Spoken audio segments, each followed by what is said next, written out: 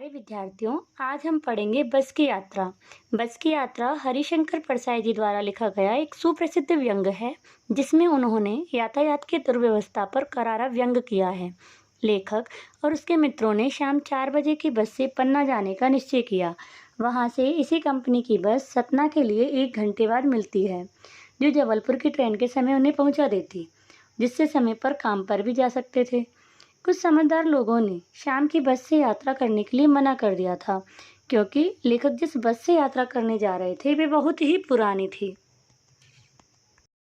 उसका हर हिस्सा लगभग खराब था। खिड़कियों के कांच, इंजन, पेट्रोल टंकी, टायर, सीटों पर हर हिस्से जीर्ण शीर्ण अवस्था में थे। यात्री बस की यात्रा करके अपनी मंजिल तक पहुंच पाए, इसमें भी संशय था। लेखक को भी लग रहा था कि बस चलने योग्य नहीं अपितु पूजनीय है। लेकिन बस के हिस्सेदार ने बताया कि बस चलती भी है। बस की स्थिति को देखकर ऐसा कह पाना असंभव था कि बस अपने आप ही चलती है, धक्का दिए बगैर ही। लेखक के डॉक्टर मित्र ने कहा, बस भले ही बहुत बूढ़ी हो, लेकिन नई नवेली बसों से ज्यादा विश्वसनीय और अनुभवी है। हमें अपने बेटों की तरह गोद में लेकर चलेगी। उन्हें विदा करने वाले अंतिम विदाई देने आए हो, इस प्रकार उन्हें विदा कर रहे थे।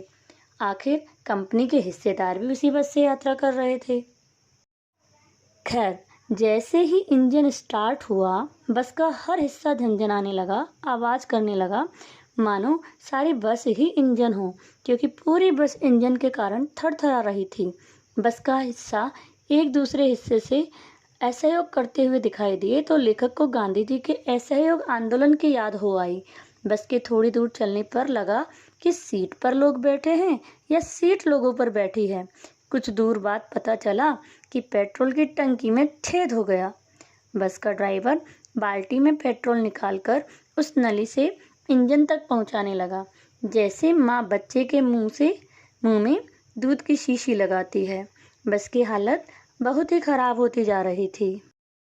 लेखक को अब इस बस पर बिल्कुल भी भरोसा नहीं था, क्योंकि पहले ही उसके पेट्रोल की टंकी में छेद हो गया। कभी भी उसका ब्रेक फेल हो सकता था, स्टीयरिंग टूट सकती थी। रास्ते में प्रकृति के दृश्य बड़े लुभावने थे।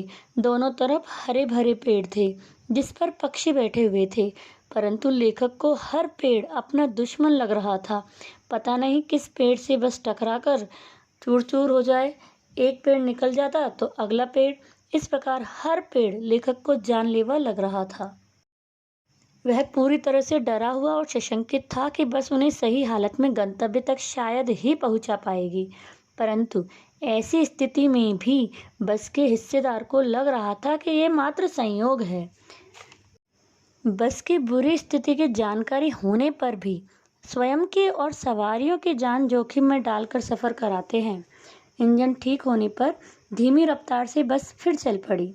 बस जब पुलिया पर पहुंची तो टायर फट गया और नाले में जाते जाते बची। दूसरा घिसा टायर लगाकर बस फिर चली। बस में बैठे हुए निराश हताश लोगों ने पन्ना पहुंचने की उम्मीद छोड़ दी। उन्हें लगने लगा कि अब तो जिंदगी इसी बस में गुजारनी है, और हंसी मजाक करने लगे। इस प्रकार हम किस प्रकार अव्यवस्था को झेलते हुए त्रस्त होकर कब उसके अभ्यस्त हो जाते हैं, ये हमें ज्ञात ही नहीं रहता। इस प्रकार हंसते गुदगुदाते हुए व्यंग्यकार श्री हरिशंकर परसाई जी ने यातायात की दुर्व्यवस्था पर करारा। प्यारे विद्यार्थियों, आज हम पढ़ेंगे बस की यात्रा।